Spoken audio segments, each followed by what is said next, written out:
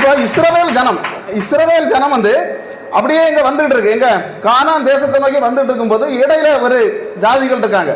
வேற யாரும் இல்லை, இவங்க குடும்பக்காரங்க தான், இவங்க சொந்தக்காரங்க தான், இவங்க சுருள் சொக்காரன்னு சொல்லுவாங்க, சுருள் சொக்காரங்க. அப்போ அவங்க இங்கே இடையில இருக்காங்க. ஏதோமியர் அவங்க ஒற்ற வார்த்தை சொல்லிட்டான், ஏன் விலைக்குள்ள வந்தீங்கன்னா ஒரு காலை வெட்டி முடிச்சு என்ன தெரியும் பண்ணிக்கூட்ட மாதிரி வராங்க. இவங்க எங்கே போனாலும் சரி அழிச்சிட்டு போயிடுவாங்க. அப்போ இப்படி வந்துட்டு இருக்கும்போது சொல்கிறாங்க, இப்போவும் நம்ம ஊருக்காரங்களே சொல்லுவாங்க, சொத்து பங்காளிகள் தான் என்ன செய்வாங்க, என் விலைக்குள்ள கமாண்டுக்குள்ள வரக்கூடாது. மற்றவங்க காமாண்டுக்குள்ளே போனால் ஒரு பிரச்சனை இருக்காது. ஆனால் இந்த காமாண்டுக்குள்ளே வரக்கூடாதுன்னு சொல்கிறது யாரு? சொந்தக்காரங்க சொக்காரங்க தான் சொல்லுவாங்க. இவங்க சொல்கிறாங்க எங்கள் ஊருக்குள்ளே நினைச்சக்கூடாது, வரக்கூடாது. அப்போ வரக்கூடாதுன்னு சொன்ன உடனே இவங்க சுற்றினாங்க. எங்கே எல்லாம் சுற்றினாங்க அப்படின்னு சொன்னாலும் போட்டிருக்கு, சிவந்த சமுத்திரத்தை சுற்றினாங்க. அப்போ சிவந்த சமுத்திரத்தை அந்த வழியாக சுற்றின உடனேயே இவங்களுக்கு என்ன ஆகி போச்சு, கொஞ்சம் டயர்ட் ஆகி போச்சு. அப்போ டயர்டான உடனேயே அடுத்து சொன்னாங்க, நாங்கள் அங்கே இருந்தோம்னா புரோட்டா தின்னோம், சிக்கன் தின்னோம், சிக்கன் 65 தின்னோம், பீஃப் தின்னோம்.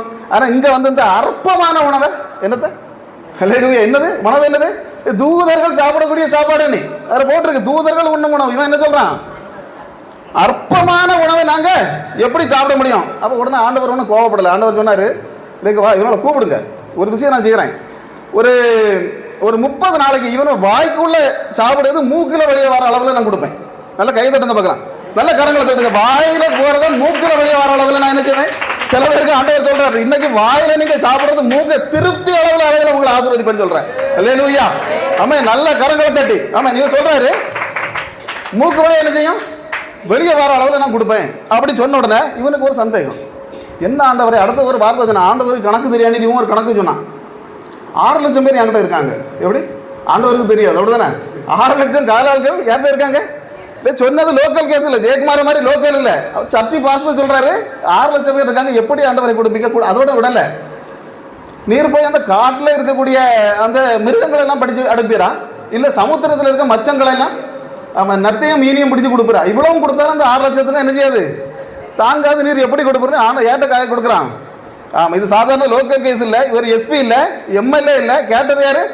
கேட்ட யாருன்னு முதல்ல தெரியும். மோச யார் சொல்லுங்க பார்க்குறேன், யார்? சொல்லுங்க, மோச யார் அப்படிங்கிறத நான் காட்டி தரேன். யாத்திராகமம் 7:1 வாசிங்க பார்க்கலாம்.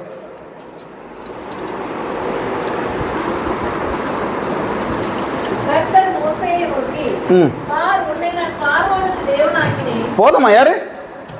இந்த பைபிள்ல, இந்த உலகத்துல, பிரபஞ்சத்துல தேவன் இன்னொருத்தர தேவனாக்குனார்னா யார?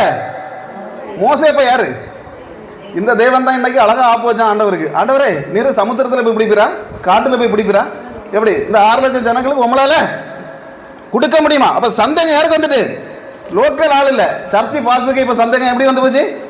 அப்பவும் ஆண்டவர் ஒன்றும் செய்யல. ஆண்டவர் என்ன செய்தார் அப்படின்னு சொன்னா, ஒரு காற்றை அடிக்க செய்தார். அடிச்ச அடியில் அங்கிருந்து காடைகளை கொண்டு இங்க தள்ளுனது போட்டிருக்கு. தள்ளுனது மட்டுமில்ல, இவங்க ஒரு நாள் நடக்கக்கூடிய தூரம் வரைக்கும் காடைகள் நிரம்பி இருந்ததுன்னு வேதாமத்தில் போட்டிருக்கு. அல்லேலூயா.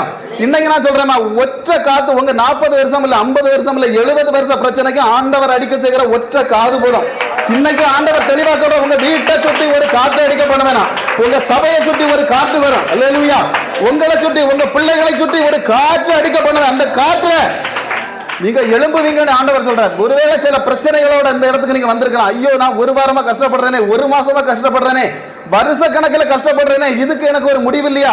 ஆண்டவர் தெளிவா சொல்றேன், நான் அடிக்க போகிற காற்று மூலமாக உங்களுடைய குடும்பங்கள் மாறி, குடும்பங்களுக்குள்ள ஒரு விடுதலை வந்து, உங்க கோத்திரங்களுக்குள்ள ஒரு விடுதலை வந்து, அல்லேலூயா. ரீபானா ரவரவனா சந்தராதன வைடராதன ரீவராதன கசி, தெளிவாக ஆண்டவர் சொல்றார், உங்களுக்குள்ள ஒரு மாற்றம், உங்க புருஷனுக்குள்ள ஒரு மாற்றம். இந்த இடத்துல சில சகோதரிகள் வந்திருக்கலாம், என் புருஷன் வரலையே, நான் மட்டுமே வந்திருக்கிறேனே. ஆண்டவர் தெளிவா சொல்ற, நீ தேடாத, நான் தேட போறவன் புருஷனை தேடி பிடிச்சு இந்த இடத்துல கொண்டு வந்து இருத்தி நான் ஆசீர்வதிப்பேன்னு சொல்ற. நல்ல நம்புறவங்க மட்டும் பரத்துக்கு நேராக கரங்களை தட்டி அல்லேலூயா. சரி, அப்ப நம்ம எப்பவுமே வெளிப்படுத்தின விசேஷம் தான் நம்ம பேசுறது. அல்லேலூயா. அதனால இன்னைக்கு என்னது வெளிப்படுத்தின விசேஷம், நாம அதுல மாற்றமே கிடையாது. ஆண்டவர் முதல்ல சொல்லக்கூடிய சில வார்த்தைகளை நம்ம சொல்லுவோம், அவ்வளவுதான். அதுக்கு மேல உடனே டைரக்டா ஆமென். அதனால கொஞ்சம் குறிக்கப்பட்ட நேரத்தில் வெளிப்படுத்தின விஷயம் வாசிக்க பார்க்கலாம். வெளிப்படுத்தின விஷயம் 2:18-19.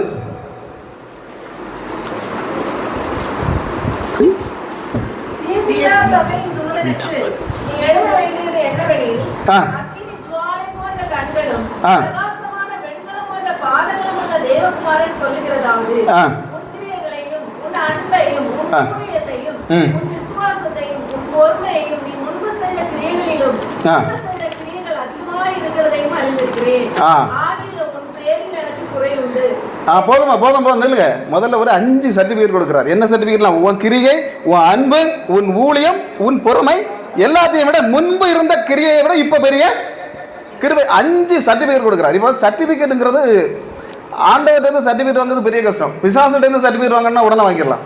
எப்படி வாங்கலாம் அப்படின்னா, நான் இருந்து உறங்குது மாதிரி ஒரு ஆள் உறங்குனா பார்த்தா ஈஸியாக சர்டிஃபிகேட் எப்படி கிடைக்கும்? ஆமாம், நல்ல சர்டிஃபிகேட் பிசாசு தந்துடுவான். ஆனால் யாருக்கிட்ட சர்டிஃபிகேட் வாங்க முடியாது? ஆண்டவர்கிட்ட வாங்க முடியாது. ஆண்டவர்கிட்ட 5 சர்டிஃபிகேட் வாங்கின சபை தான் தியத்திரா சபை. இன்னைக்கு உங்க சபை சில சர்டிஃபிகேட்ல வாங்குன்னு ஆண்டவர் சொல்றார். நல்ல கரங்களை தட்டி அல்லேலூயா. அப்ப பாருங்க, இந்த சபை 5 என்னப்பட்டிருக்கு? 5 விதமான கிரியைகள். ஆனா அதுல பாத்தீங்கன்னா, அதுல ஒரு ஆளுக்கு இல்ல, ஒரு இடத்துக்கு இல்ல ஆசீர்வாதம். ஒரு சபைக்கு முழுவதுமே இந்த ஒரு ஆசீர்வாதத்தை சொல்றாரு. பெரிய ஒரு சர்டிபிகேட் இந்த தேவன் இவங்களுக்கு கொடுக்கிறார். அப்ப இந்த தியத்திரா சபை அப்படின்னா என்ன? அப்ப தியத்திரா சபையை தொடங்கினது ஏகதேசம் அந்த ஒரு 7 சபைகள் அங்கே இருந்தது. அப்படிதான் அந்த வேதாகமத்தில் 2வது அதிகாரம், வெளிப்படுத்தின விஷயத்தில் 2வது அதிகாரம் 3வது அதிகாரம் 7 சபைகளை பற்றி தான் சொல்லியிருக்கு. அந்த 7 சபைகளையுமே கட்டினது, அதிக சபைகளை கட்டினது பவுல். ஆனால் அந்த தியத்திரா சபையை கட்டினது பவுல் தானாங்கிறது தெரியல, அங்கே அப்படி போடல. ஆனால் நிச்சயமாக பவுல் போயிருக்கலாம். பவுல் போயிருந்தார். தீமோத்தேயு போயிருக்கலாம், தீத்து போயிருக்கலாம், பர்னபா போயிருக்கலாம். ஆனால் சீலா போகல. அதுக்கு எவிடன்ஸ் உண்டு. அல்லேலூயா. அப்ப இந்த சபை, அப்ப இந்த சபையில என்ன, இது எங்க இருந்ததுன்னா ஏசியா மைனர்ல இருந்தது. இப்போ இருக்கக்கூடிய துருக்கி பட்டணம். துருக்கி கேள்விப்பட்டிருக்கீங்களா? இப்போ இஸ்ரவேலுக்கு எதிரான ஒரு நாடு தான். அப்ப துருக்கி. அப்ப இந்த துருக்கியில 7 சபைகள் இருக்கிறது.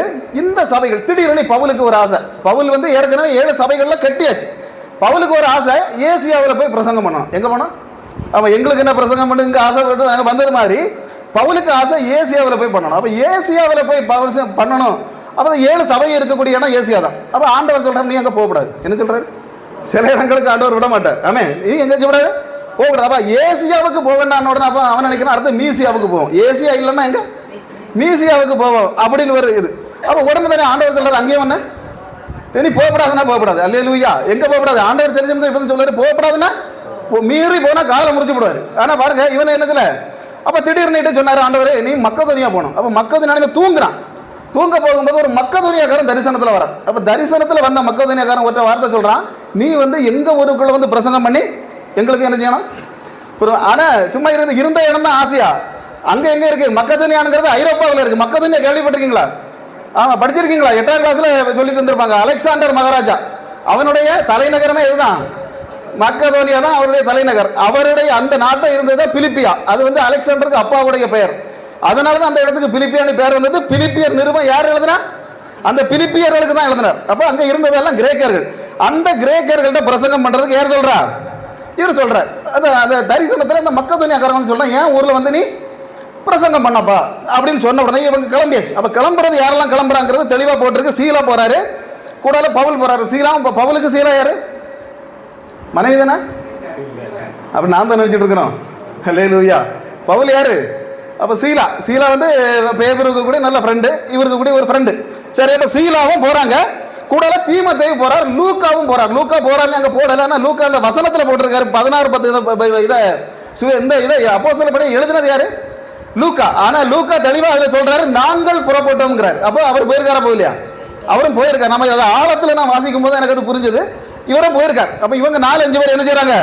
முதல் யாத்திரையா போறாங்க. ஆனா இது 2வது யாத்திரை. இவங்க போறது மக்கதோனியா போறது பவுலுக்கு 2வது யாத்திரை. முதல் யாத்திரையில யார் போனா அப்படின்னு சொன்னா இவரு கூட பர்னபா தான் போனார். பர்னபா தெரியுமா? பவுலும் பர்னபா தான் முதல் யாத்திரை போய் நிறைய இடத்துல சபை கட்டினாங்க. 2வது யாத்திரையில சீலா கூட போறார். அப்ப அதுக்கு நிறைய காரணங்கள் இருந்தது. இப்ப பவுலும் சீலாவும் என்ன பண்றாங்க அப்படின்னு சொன்னா, அங்க போய் எங்கேயாவது ஏதாவது சர்ச்சைகளுக்கு இடம் இருக்கா அப்படின்னு சொல்லி அப்படியே அலைஞ்சு என்ன செய்யறாங்க? திரிகிறாங்க. அப்போ கினகோக்கள் நீங்க உள்ள இந்த டைம்ல சர்ச்சைகள் எல்லாம் இடிக்கப்பட்டு இந்த சாதனங்கள் கட்டது அதில் வச்சு ஜெபம் பண்ணுவாங்க அநேக இடங்கள். அப்போ ஒருவேளை இங்க இருக்குமா அப்படின்னு தேடி தெரியும் போது ஒண்ணும் இல்லை. ஆத்தங்கரையில இருந்து என்ன செய்யாங்க? பிரசங்கம் பண்றாங்க. ஆத்தங்கரையில ஆமா இவங்க பிரசங்கம் பண்றாங்க. அப்போ அங்க ஒருத்தி வருகிறா. அப்போஸ்தலர் 16:14 வாசிக்க பார்க்கலாம். யார் வரா பாருங்க. அப்பொழுது தியத்திரா ஊராளும் இரண்டாம் விக்கிரவளும் தேவனை வணங்குறவளுமாகிய லீதியாள் என்னும் பெயருள்ள ஒரு ஸ்திரீ கேட்டுக்கொண்டிருந்தாள். சொல்லியவைகளை அவள் கவனிக்கும்படி கர்த்தர் அவளை திறந்தருளினார். அவளை எந்த ஊருன்னு போட்டிருக்கு? நம்ம எந்த சபையை பற்றி பார்த்தோம்? இவ எங்க உள்ள ஆளு? தியத்திரா சபையில உள்ளவ எங்க போயிருக்கா? பிலிப்பியாவில் போயிருக்கா. அல்லேலூயா.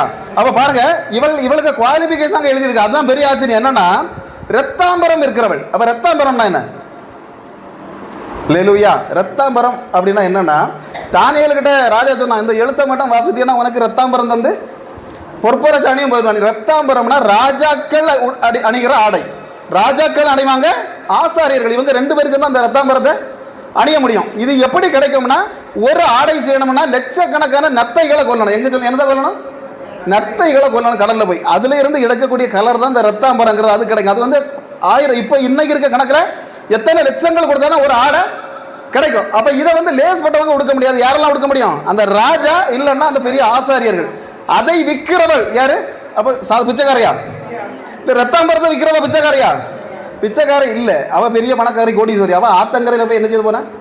நம்ம சர்ச்சில் பிரசங்கம் நடத்தினாலே நம்ம நிச்சயமா இருந்து என்ன செய்வோம்? உறங்கவும் வரவும் மாட்டோம். அல்லேலூயா. அவன் ஆத்தங்கரையில் கோடீஸ்வரி எங்க போனா? ஆத்தங்கரையில் போய் என்ன செய்ய போனா? பிரசங்கத்தை கேட்க போறான். அப்ப பிரசங்கத்தை கேட்க போகும்போது அங்க என்ன நடக்குதுன்னா, அந்த இடத்துல பிரசங்கம் முடிச்சோன்னா அவளுடைய இருதயத்தை ஆண்டவர் என்ன செய்தாரு? திறந்தான்னு போட்டிருக்கு. முதல்ல அப்ப சபையை கட்டின ஆளியாரு? ஒரு தியத்திர சபையில உள்ளவ தான் பிலிப்பியாவில் போய் சபையை கட்டுற. அங்க இந்த பெண் மூலமாகத்தான் இந்த சபை வந்தது. இன்னைக்கு ஐரோப்பிய தேசம் முழுவதும் பறந்து இந்த உலகம் 201 நாடுகள்ல இன்னைக்கு கிறிஸ்தவம் பரப்பி இருக்கு. 260 கோடி ஜனங்கள் கிறிஸ்தவர்களாக, வேர்ல்டுல 800 கோடி ஜனங்கள்ல 260 கோடி தான் கிறிஸ்தவர்கள் பரவி இருக்காங்கன்னா யார் தான் காரணம்? இந்த ஐரோப்பியர்கள். ஐரோப்பியாவில் முதல்ல சபை தொடங்கினது யாரு? இந்த தியத்திர சபை. அப்ப எப்படிப்பட்ட சபை? இன்னைக்கு பாஸ்டர் நேற்றுக்கு நான் போன் பண்ணும்போது ஒரு வார்த்தை சொன்னா, 4 நாள் தூத்துக்குடியில் இருந்துட்டு வந்திருக்கேன் பாஸ்டர் அப்படின்னு சொன்னாங்க. அப்போ எனக்கு ரொம்ப சந்தோஷமா இருந்தது. அல்லேலூயா. அப்போ உடனே எனக்கு அந்த இது ஞாபகம் வந்தது. பாருங்க, இங்க இருந்து தியேட்டரால போய் உலக ஒருத்தி சபையை கட்ட முடியும்னா நீங்க இங்க இருந்து போய் தூத்துக்குடியில தெளிவா சொல்றாரு, அங்கேயும் பெரிய சபை வரும். ஆமே, இந்த உலகம் முழுசும் பரப்பு. என்ன பாருங்க, ஒரு குறைஞ்சபட்சம் ஒரு 10-15 பேர் ஃபோன் பண்ணுவாங்க நமக்கெல்லாம் டெய்லி. எங்க வெளி மாநிலம், வெளி மாவட்டம், வெளிநாட்டுகள் இருந்து பண்றவங்க எல்லாம் சொல்ற போது அது ஒரு குறைஞ்சது ஒரு 5 பேராக சொல்லுவாங்க, எப்படியா கன்னியாகுமரிக்காரங்களுக்கு மட்டும் இவ்வளவு ஞானத்தை ஆண்டவர் கொடுக்கிறார்? எப்படி? என்ன சொல்லல, என்ன மட்டும் சொல்லல, கன்னியாகுமரிக்காரங்களுக்கு மொத்தத்துக்கு என்னது இருக்குமா? தேவ ஞானம் இருக்குன்னு சொல்றாங்க. அப்போ பாருங்க, நம்மளை நம்புறாங்க. இன்னைக்கு என்னது, கன்னியாகுமரிக்காரங்க பேசிட்டாலே அது கேட்கலாம் அப்படிங்கிறத யார் நம்புறா? புறஜாதி ஜனங்கள் நம்புறாங்க. இன்னைக்கு நாம தான் ஊழியம், ஆண்டவர் நம்ம கையில தான் தந்திருக்கிறார். உலகம் முழுசும் அசைக்கணும். அல்லேலூயா. இந்த தூத்துக்குடி இன்னைக்கு நீங்க பாத்தீங்கன்னா தெரியும், கன்னியாகுமரி, தூத்துக்குடி இந்த ஏரியாவில் உள்ளவங்க தான் இன்னைக்கு பாருங்க எவ்வளவு பெரிய ஊழியக்காரங்க. எல்லாருமே இங்க உள்ளவங்க. நீங்க பாத்தீங்கன்னா தெரியும், யோசிச்சு பாருங்க, பெரிய பெரிய எல்லாரையும் கொண்டு அசைக்க செய்கிற ஒரு கர்த்தர் இன்னைக்கு உலகத்தை அசைச்சு கொண்டிருக்கிறோம்னா, இன்னைக்கு இதே இடத்துல சொல்றேன், இந்த இடத்துல இருந்து கிராம தூத்துக்குடியை மட்டுமில்லை நீங்க அசைக்க போறது, அநேக இடங்களை என்ன செய்ய போறீங்க?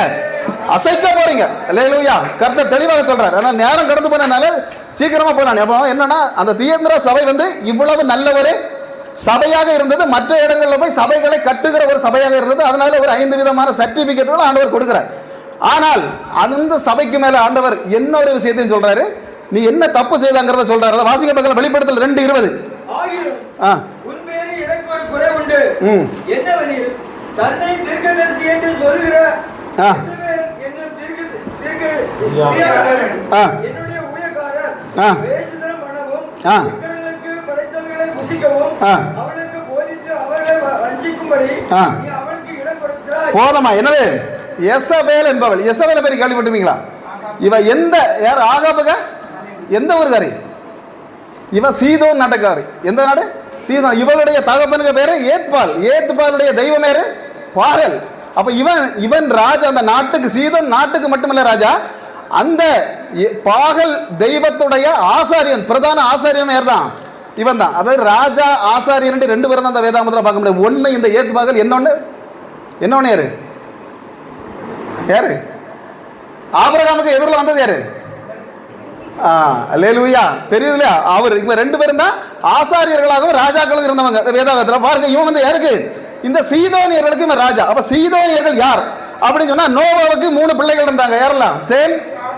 ஆமா. அதுல காமுக்கு 4 பிள்ளைகள் இருந்தாங்க. கூஸ், மிஸ்ரேம், பியூத் அப்படின்னு சொல்லக்கூடிய 4 பிள்ளைகள் இருந்தாங்க. இதுல நடுவில் இருந்தவன் தான் கானான். இந்த கானானுக்கு 11 பிள்ளைகள் பிறந்தாங்க. அந்த 11 பிள்ளைகள்ல மூத்தவன் தான் சீதோன்.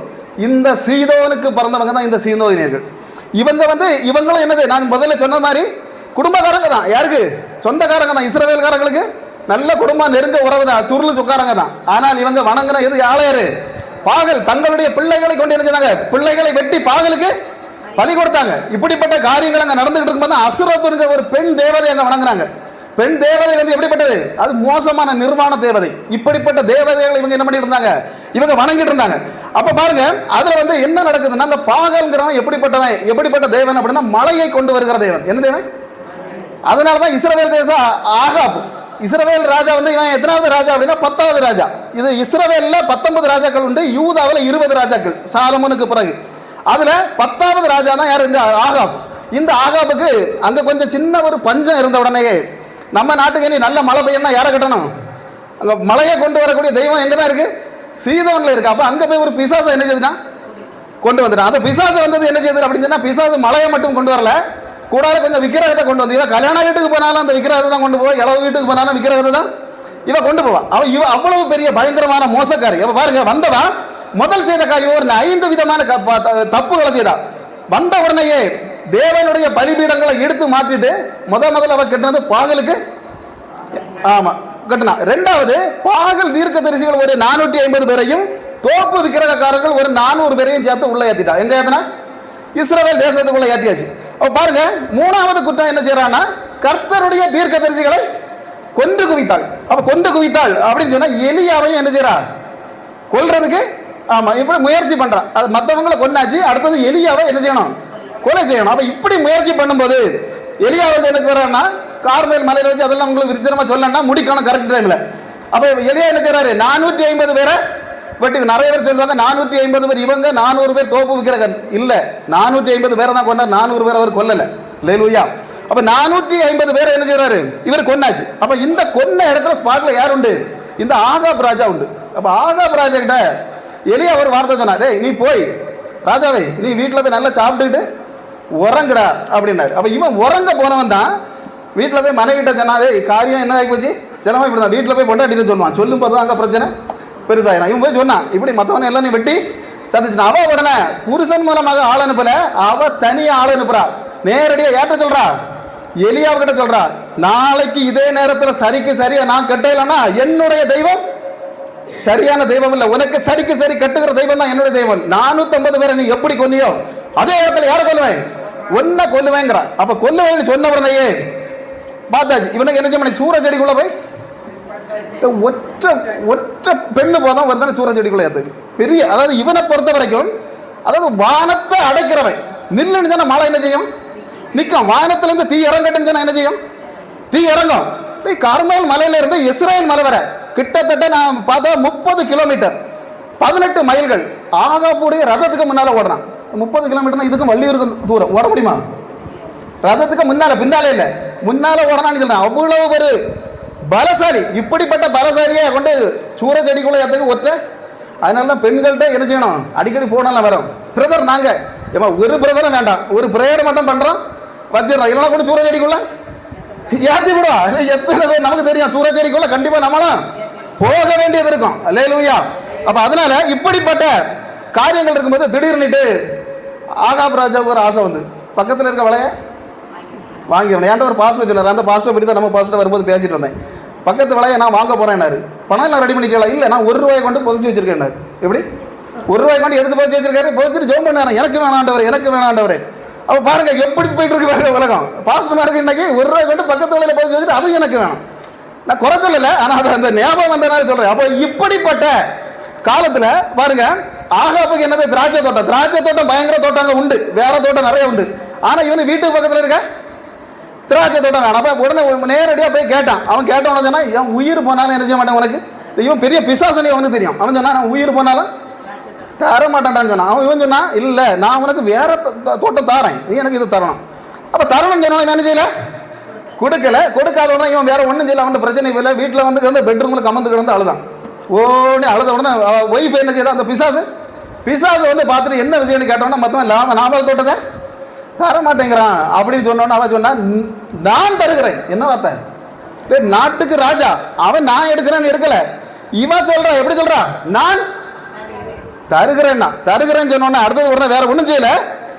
அந்த இடத்துலயும் ஒரு லெட்டர் எழுதி பஞ்சாயத்து பிரசிடண்ட்டுக்கு அனுப்புனான். பஞ்சாயத்து பிரசிடண்ட் என்ன செய்தாரு, நாபால கூட்டிட்டு போய் 2 பேரா சேர்ந்து கள்ள சாட்சியை சொல்ல வச்சாங்க. இவர் யாரை தூசித்தாரு?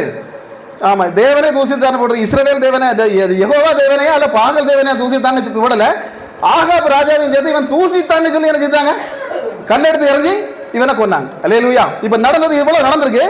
அடுத்த விஷயமா ஒண்ணு செய்தா, தன்னுடைய அதாவது தேவனை, இந்த இஸ்ரவேலின் தேவனை மறக்க செய்து மற்ற தெய்வங்களை எல்லாம் அப்படி உயர்த்தி பலிபீடங்களை கட்டி இப்படிப்பட்ட காரியங்கள் இப்படி 5 விதமான பயங்கரமான. அப்ப ஆண்டவர் உடனே என்ன சொன்னாரு, இஸ்ரவேல்ல இருந்த நாய்கள் வந்து உன்னுடைய ரத்தத்தை நக்கம், வேற ஒண்ணுமே உனக்கு மிஞ்சாது அப்படின்னார்.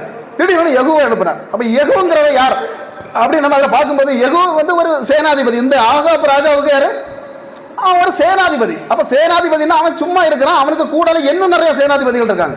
அப்போ ஒரு கூட்டம் இருந்து ஒரு இதுல உள்ள என்ன செய்து இருந்தாங்க, ஒரு சீட்டு கழிச்சிட்டு இருந்தாங்களா, சாப்பிட்டு இருந்தாங்களா, அதுல எல்லாம் ஒன்றும் வேதாகமத்தில் இல்லை, சேர்ந்து இருக்கிறாங்க. ஆனால் இருக்கிற இடத்துல அங்கே தீர்க்கதரிசி நேராக வரல. தீர்க்கதரிசி இருக்க புத்திரன்ல ஒருத்தன் சொல்லி விட்டு சொல்றான், நீ ஓடி போய் என்ன செய்யணும், யெகூவிட்ட போய் நீ தாண்டா அடுத்த ராஜான்னு சொல்லிட்டு ஓடி போயிரு. எப்படி நிற்கப்படாது, வெட்டி போடுவாங்க. அங்கே எத்தனை இருக்கான், சேனாதிபதிகள் நிறைய உண்டு, வெட்டி கொண்டு போடுவான். அதனால நீ என்ன செய்ய சொல்லிக்கிட்டு ஒற்ற ஓட்டமாக ஓடிடு. இப்போ போன போக்கில் சொன்னான், இந்த இடத்துல உங்கள்கிட்ட ஒன்று பேசணும். அப்போ உடனே யெகூ கேட்டான், யாரிடம் பேச வேண்டும்? என்னிடம் தான், உங்ககிட்ட தான் பேசணும் எனக்கு. சரி, கிட்ட வந்தாச்சு, பேசினான். வேற ஒண்ணுமில்லை, இஸ்ரவேலின் தேவன் உன்னை தேவனா அதை ராஜாவாக அபிஷேகம் பண்ண போகிறார், அபிஷேகம் பண்ண போகிறான்னு சொல்லிக்கிட்டவன் நிக்கல, ஒற்ற ஓட்டமா ஆள் ஓடினான். அவன் மற்றவன் எழுப்பி வந்து கேட்டான், இந்த பைத்தியக்காரன் என்ன செய்துட்டு போனான்னு கேட்டாங்க. அது வசனத்தில் போட்டிருக்கு, இந்த பைத்தியக்காரன் உன்னிடம் என்ன சொல்லிவிட்டு போனான்னு போட்டிருக்கு. அப்ப பாருங்க, சொல்லிவிட்டு போனான்னு சொன்னா அவன் சொன்னான், இப்படி இந்த நாட்டுக்கு நான் ராஜான்னு என்ன அபிஷேகம் பண்ண சொல்லியிருக்கு. உடனே எல்லாரும் சேர்ந்து என்ன செய்தாங்க, தூக்கிட்டாங்க. தூக்கி இவனை ராஜாவை ஆக்கியாச்சு. ஆக்கின உடனே புயல் போல புறப்பட்டான். யாரை தேடி, எசபேலை தேடி புறப்பட்டான். இன்னைக்கு நான் சொல்றேன், முதல்ல நம்ம அறுக்க வேண்டியது பெந்தேகோஸ்தேக்காரங்க யார, இந்த பிசாசின் கட்டுகளை. அல்லேலூயா. புயல் போல புறப்படணும். இன்னைக்கு இங்க வந்திருக்கவங்க சில பேர் புயல் போல. ஆமென். அப்ப பாருங்க, போகும்போது வழியில ஒருத்தன் வரான். யார் வர அப்படின்னா, இந்த எசபேலுடைய மகன். அவனுக்கு பேர் என்ன, நேரம் போயிடும். உங்களுக்கு கேட்டானா என்ன செய்யணும், நேரம் போயிடும். இப்ப யோராம் வரான். யோராம் வந்து கேட்கிறான், யெகூவே சமாதானமா. அடுத்த வார்த்தை சொல்றான், உன்னுடைய தாயின் வேசித்தனம் இந்த பூமியில் நிரம்பி இருக்க உனக்கும் எனக்கும் ஏதோட என்னது சமாதானம். அப்படிதான் இன்னைக்கு சொல்லணும் பெந்தேகோஸ்தேக்காரங்க, உனக்கும் எனக்கு யாதோட சமாதானம். நல்ல கைகளை தடுக்க பார்க்கலாம். அந்த பரதுக்கு நேராக உனக்கு எனக்கு இல்லை, அந்நிய சக்திக்கு உனக்கு எனக்கு ஏதோட சமாதானம். பாருங்க, அங்க நடந்தது. அவனை வில்லை எடுத்து அடிச்சு அடியில ஸ்பாட்ல என்ன செய்தான், யோராம் விழுந்தாண்டி போட்டு கூட இருந்தான், ஓடிட்டான். அவனை விரட்டி மலை வரைக்கும் பிடிச்சு, 2 ராஜாக்கள் இருக்காங்க, யூதா ராஜாவும் இருக்கான், இஸ்ரவேல் ராஜாவும் இருக்கான். விரட்டி பிடிச்சு அவனை மலையில வச்சே கொண்டான். இவனை அடிச்ச இடத்துல அடிச்சது மட்டுமில்ல, எங்க விழுந்தாண்டி போட்டிருக்குன்னா அதுதான் ஹைலைட், நாபாலின் தோட்டத்து பக்கத்துல விழுந்தான். அல்லேலூயா. எந்த இடத்தை நீ சதிச்சு ஏமாத்தி எடுத்தியோ அந்த இடத்துல இவன் உயிர் போங்கன்னு ஆண்டவர் சொல்றார். நியாய தீர்ப்பு நடத்துகிற ஒரு கர்த்தர் உண்டு. ஆமென். அங்க போட்டாச்சு. பாருங்க, அடுத்தது நேரம் வரான். இவன் இங்க வரும்போது அவனை தீர்த்து கட்டிக்கிட்டு யார் வரா, இந்த யெகூ திரும்ப யாரை தேடி வரான், இந்த அம்மையாரை தேடி வரான். அம்மையார் மேலே இருந்துகிட்டு என்ன முதல்ல என்ன செஞ்சாங்க அப்படின்னா, கண்களுக்கு மையிட்டாள். என்ன ஆவியுது, எங்க இருந்து மலையாள பைபிள் தான் நான் கூடுதல் வாசிப்பேன். மலையாள பைபிள்ல போட்டிருக்கு, தன்னுடைய ஓர கண்ணால் பார்த்தானுக்கு செண்ட கண்களால் பார்த்தாள். எப்படி, ஆமா, அந்த கண்களால் பார்த்தாள். அப்படி எங்க இருந்து பார்க்கறான். அப்ப அந்த ஆவி, அதாவது அந்த மசி போடுறதெல்லாம், அல்லேலூயா, யார் போடுவீங்க போடல நான் தெரியாது, ஆனாலும் சொல்றேன், இது எசபேலின் ஆவி. எசபேலின் ஆவி எங்க இருந்து தொடங்கும், 1 ராஜாக்கள்ல இருந்து தொடங்கி வெளிப்படுத்துற விசேஷம் வரும் வியாபரிக்கிற ஒரு ஆவி. இன்னைக்கும் சபைக்குள்ள வியாபரிக்கிற, இஷ்டத்துக்கு டான்ஸ் ஆடுங்க, இஷ்டத்துக்கு கூத்து காட்டுங்க, அப்படி சாடுங்க இப்படி சாடுங்க, கையெடுத்து அடிச்ச உடனே அந்த இதுல போய் அந்த கதவுக்கு மேலே கலங்கி விட, இதெல்லாம் அந்த எசபேலின் ஆவிகள். அல்லேலூயா. அப்ப இப்படிப்பட்ட ஆவிகள் இருக்கதை நம்ம என்ன செய்யணும், முதல்ல உணரணும். அப்ப பாருங்க, இவன் முதல்ல அப்படி வந்து பாக்குறா. பார்த்து இவளுக்கு கிழவி வயசு எத்தனை, கிழவின்னு சொல்லணும் கோபப்படுறாங்க, கிழவி, இவளுக்கு வயசு 80க்கு மேல இருக்கு. ஏன்னா பையனே ராஜாவா தான் இருக்கிறான். அந்த கிழவி கண்ணுக்கு மையிட்டு அப்படின்னு எத்தி பார்க்கறான். பார்த்தது மட்டும் இல்ல, அடுத்தது ஒரு வார்த்தை சொல்றான், உம்ரி. என்ன சொன்னாரு, அந்த வார்த்தை இருக்கு, வாசிங்கன்னா தெரியும். அல்லேலூயா. ஒரு நிமிஷம், அந்த வார்த்தை இருக்கக்கூடிய அந்த ஒன்னே வாசிங்க. 9:31 வாசிங்க. 2 ராஜாக்கள் 9:31. ஒலிவுக வாசலில் வந்தபோது அவன் தன் ஆண்டவனை கொன்று சிம்ரி சேமம் அடைந்தானா என்றார். அப்படி இல்ல, தன் ஆண்டவனை கொன்ற சிம்ரி சேமம் அடைந்தானா. இல்ல, இவளுக்கு 2வது முயற்சி பிறகு முதல்ல கண்ணில் என்னச்சுதா மைய போடுறா. அடுத்தது அதுலயும் அவன் அடங்க மாட்டானே. அடுத்தது என்ன செய்யறான், சிம்ரி சேமம் அடைந்தானு கேட்கிறான். இந்த சிம்ரி யார், என்னத்துக்கு இவன் அந்த சிம்ரியை கொண்டு போடுறா அப்படின்னு கேட்டா, அங்கேயும் பெரிய விஷயம் உண்டு. இந்த ஏலாங்கிறவன் இஸ்ரவேல் ராஜாவாக இருக்கிறான். பேர் என்ன, ஏலாங்கிறவன் இஸ்ரவேலின் ராஜாவாக இருக்கிறான். அவனுக்கு கீழே இந்த யெகூ எப்படி அந்த ஆகாபுக்கு கீழே சேனாதிபதியாக இருந்தானோ அதே போல இந்த ஏலாவுக்கு கீழே சேனாதிபதியாக இருக்கிறவன் தான் இந்த உம்ரி. அப்ப இந்த உம்ரி என்ன செய்யறான்னா, நல்ல, அதாவது நல்ல பெரிய ஒரு சேனாதிபதி, தலைவன் மட்டுமில்ல, அங்க இருந்த எல்லா காலால் படையில தேர்களுக்கு, இப்ப 100 தேர் இருக்குன்னா 50 தேர்களுக்கு தலைவன் யார் தான், இந்த உம்ரி. அப்போ உம்ரி என்ன செய்யறான்னா, ஒரு நாள் நல்ல தண்ணி அடிச்சுட்டு பிற்றாவி இந்த ராஜா ஏலாங்கிற ராஜா தன்னுடைய சிநேகிதனுக்கு வீட்டில் இருக்கும்போது இவன் போய் வாள் எடுத்து வெட்டி என்ன செய்யறான். அப்படி பார்க்குறீங்க, எல்லாமே வேதாகமத்தில் இருக்கு. நான் அங்கேருந்து எழுதி கொண்டது சொல்லலை, வேதாகமத்தில் தான் இருக்குதெல்லாம். இல்லையா? அப்போ என்ன செய்யறான், வெட்டி கொள்றான். அப்போ வெட்டி கொன்னதுனால அடுத்தது உடனே தானே செய்யறான், இவன் ராஜாவா ஆயாச்சு. ராஜாவாக வெறும் 7 நாட்கள் மட்டும்தான் இவன் ராஜாவாக இருந்தான். அது எப்படி 7 நாட்கள்னா, இங்க இருந்த இஸ்ரவேலர்களுக்கு விஷயம் தெரிஞ்சு போச்சு. ராஜாவை கொண்டுட்டு உம்ரி என்ன செய்யுதுன்னா ராஜாவாக பதவியில் ஏறியாச்சுங்கிற விஷயம் தெரிஞ்சதுனால அவங்க அந்த பக்கத்தில் இருந்தக்கூடிய உம்ரி என்கிறவனை, அதாவது ராஜா இதுல போய் இருந்தது சிம்ரி, அந்த உம்ரி என்கிற இன்னொருத்தனை ராஜாவாக ஆக்கி நேர அரண்மனைக்கு பக்கத்தில் கொண்டு வரும்போது இவன் என்ன செய்யுதுன்னா பயந்து போய் அரண்மனையோட சேர்த்து தீய கொளுத்தி செத்து போனான். அப்போ அப்படி செத்ததான் அதான் அவ யாரை ஞாபகப்படுத்துறா, இப்படி தன்னுடைய எஜமானனை கொன்ன உம்ரி என்ன செய்துட்டான், செத்து போயிட்டான். அது போல என்னுடைய மகனை நீ கொண்டுட்டு வந்திருக்க, நீ என்ன செய்வா, செத்து போயிரு. அதனால மரியாதையா திரும்பி போயிரு அப்படிங்கிற ஒரு எச்சரிக்கையை கொடுக்குற. அல்லேலூயா. ஆனா அவன் என்ன செய்தான், யாரங்க கூப்பிட்டான், அங்க இருந்து 3 பேர் வந்தாங்க. அல்லேலூயா. 3 பேரா 4 பேராடி போடல, இவளை கீழே தள்ளி விடுங்கன்னு சொன்னாங்க. தள்ளி விட்ட நேரத்தில் கீழே விழுந்து என்ன செய்யுது, கீழே விழுந்தது மட்டும் இல்ல, எகு என்ன செய்தான் அப்படின்னு சொன்னா, அவளுக்கு மேல காலை எடுத்து சவுட்டி நின்று ஒரு வார்த்தை சொன்னான், எல்லாரும் சாப்பிட போங்க. என்ன செய்ய, எங்க போங்க, சாப்பிட போங்க. சாப்பிட்டுக்கிட்டு வந்து இந்த பிரேதத்தை எடுத்து என்ன செய்தா போதும் அடக்கம் பண்ண எல்லாரும் சாப்பிட போனாங்க. வரும்போது வந்து பார்க்கும்போது அதில் வேதாகமத்தில் போட்டிருக்கு, வரும் மண்டையோடு உள்ளங்கையும் காலையும் தவிர ஒண்ணுமில்லை, மீதி எல்லாம் நாய்கள் நக்கியது. அல்லேலூயா.